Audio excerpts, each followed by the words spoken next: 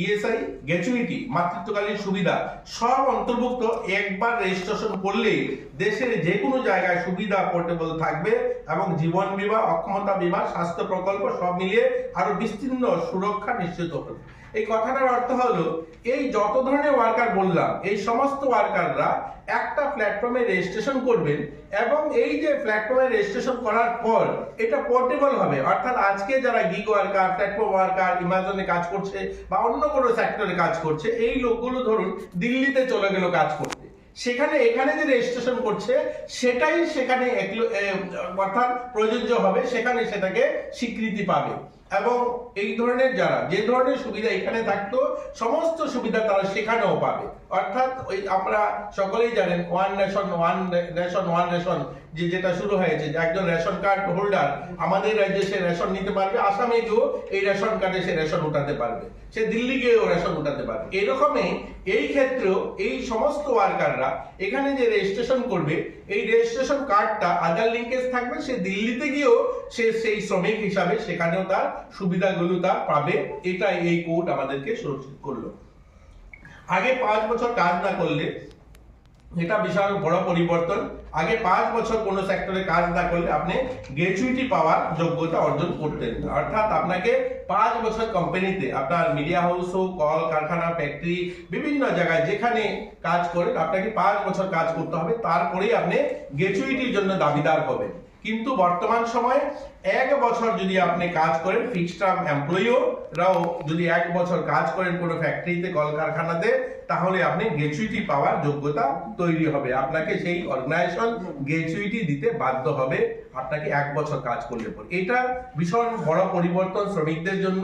আগে 5 বছর একটা কোম্পানিতে কাজ করার পর এই সিকিউরিটিটা ছিল, কিন্তু আজকে 1 বছর কাজ করলে পরে আপনি গ্র্যাচুইটি পাবেন। আগে ইএসআই নির্দিষ্ট এলাকাতে সীমাবদ্ধ ছিল, এখন সারা দেশে প্রযোজ্য এবং ঝুঁকিপূর্ণ কাজে একজন থাকলেও ইএসআই দিতে বাধ্য।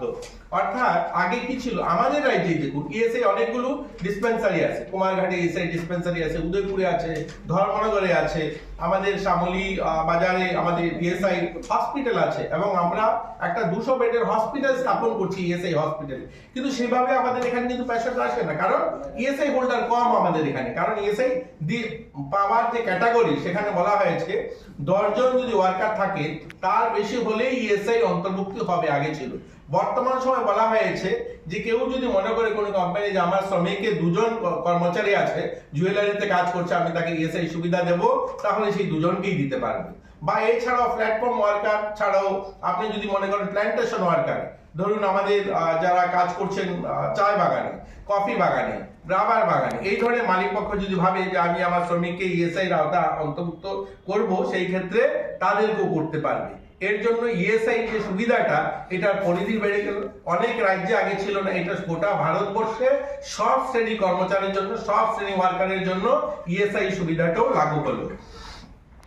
10 জনের বেশি শ্রমিক আছে এরকম প্ল্যান্টেশন, আপনারা জানেন আমাদের রাজ্যে 50-এর অধিক চা বাগান আছে, কিন্তু চা বাগানের শ্রমিকদের স্বাস্থ্য বীমা বলতে কিছু নেই।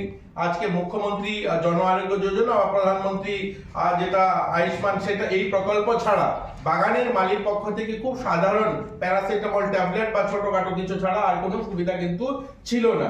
বর্তমান সময় তাদের জন্য, এই প্ল্যান্টেশন ওয়ার্কারের জন্য ইএসআই সুবিধা অন্তর্ভুক্ত হলো এবং 5 হেক্টরের বেশি।